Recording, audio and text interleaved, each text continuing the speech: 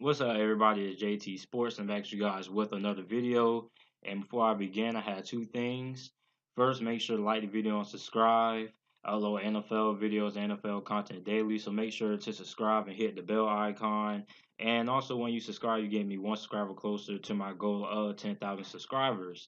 And also, for those of you guys who just want to see the grade that I gave your team and don't want to watch the whole video, timestamps for each team will be down in the description down below, so you can just go ahead and skip to your team if you don't want to watch the whole video.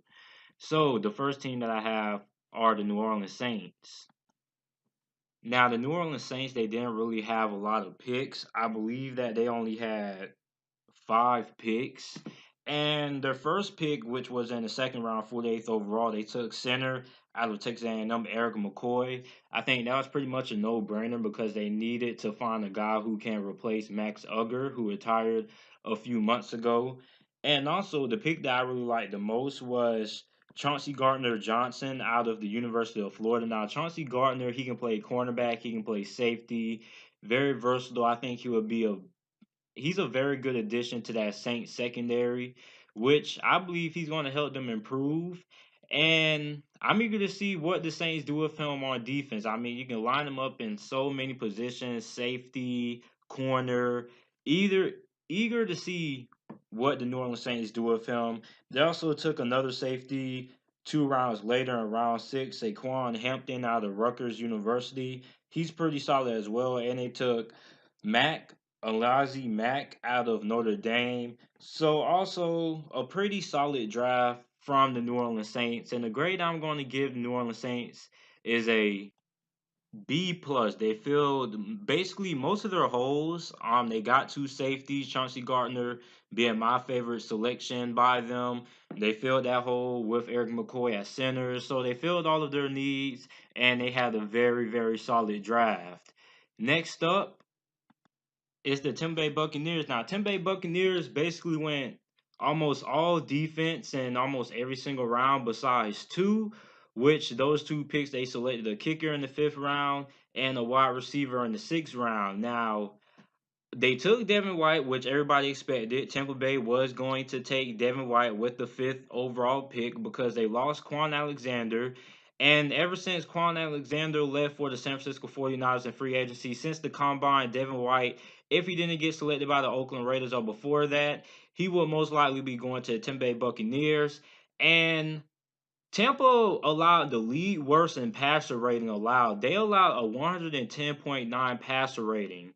So coverage, secondary was big holes they need to fill that linebacker position. I think Devin White is going to be a very, very good player. And I think he's going to be a candidate for Defensive Rookie of the Year next year because not only is he a good tackler sideline to sideline, but he's also very good in coverage.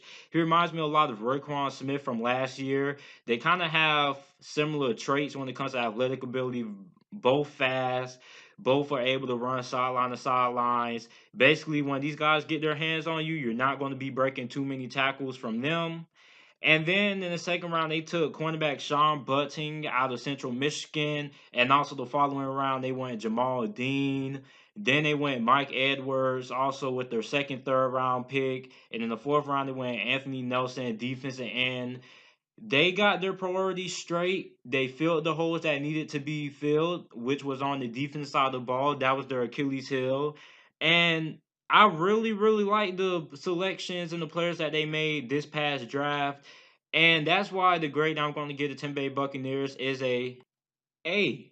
The Tampa Bay Buccaneers, I'm giving them an A. They had a very solid draft. They addressed all their needs on defense, and they're a better football team than what they were before the draft. And that's the whole point of the draft, to become a better team than what you were before. Fill those needs that you weren't able to fill in free agency. And the Tampa Bay Buccaneers did just that. Very, very good draft.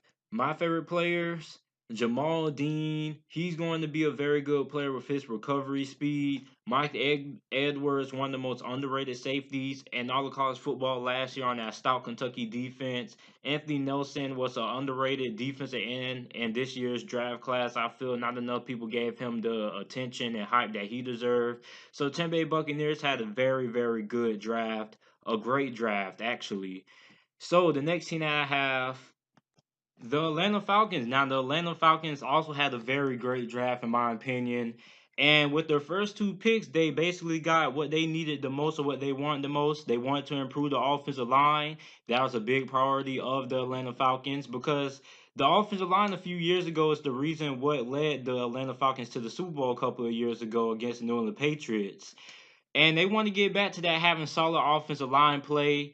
They select Chris Lindstrom from Boston College, who I'm very high on. They took him 14th overall. Some people felt that was a reach in their opinion, but I think they're wrong. If anybody thinks that's a reach, because Chris Lindstrom can not only play guard, but he can play center as well. So you can move him anywhere on that offensive line, on the interior of the offensive line, excuse me. Then they select Caleb McGarry, excuse me, offensive tackle from Washington. So you have two solid offensive lines. So the Atlanta Falcons have pretty much solidified their offensive line in this offseason. Then in the fourth round, they took Kendall Sheffield, the fast, speedy cornerback out of Ohio State. I really like him a lot. The only downside about him is that he's very inconsistent. He can be good one game, 1 week, and then next week he can be terrible. Or for the next 2 weeks, he can be cold.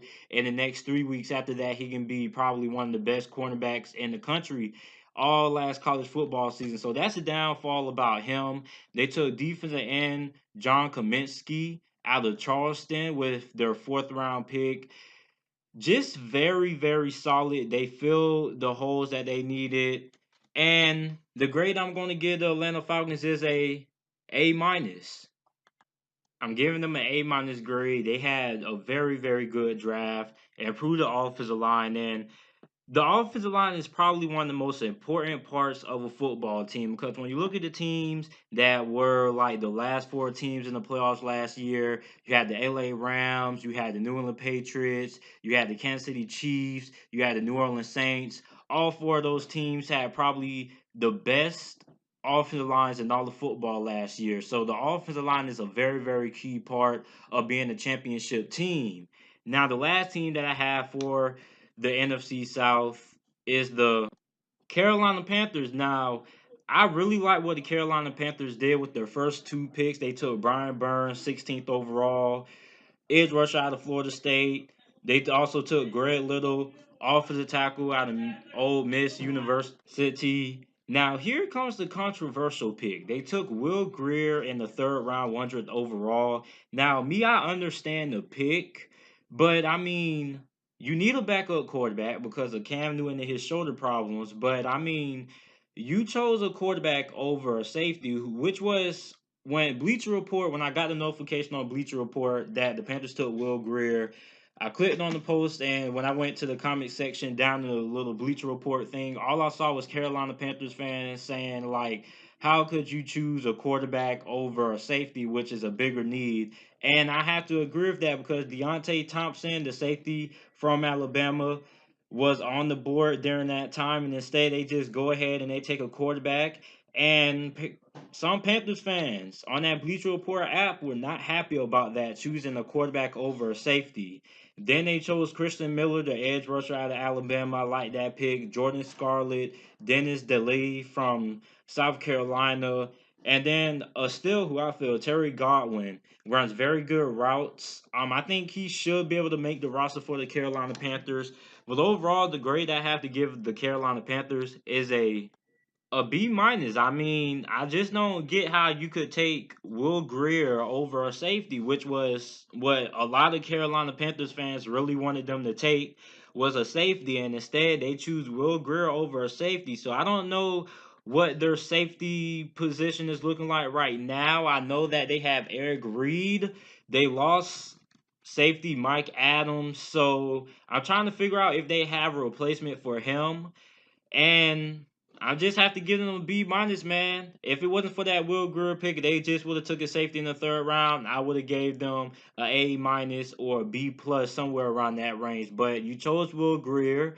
He should be able to be a pretty good, solid backup for a couple of years, and then eventually when Cam Newton decides to hang it up, Will Greer should be able to become a starter for the Carolina Panthers. If not the Panthers, he should be able to become a solid starter somewhere else. But I just can't believe they would take Will Greer, a quarterback, over a safety, which is what Carolina Panthers fans that I have talked to have said that they needed to improve the secondary. And if not the cornerback position, which is pretty solid in my opinion, they should at least draft a safety. And instead of drafting the safety, they drafted a quarterback and Will Greer to be the backup. So let me know what you guys think down in the comment section down below. Make sure to like the video and subscribe. And thanks for watching.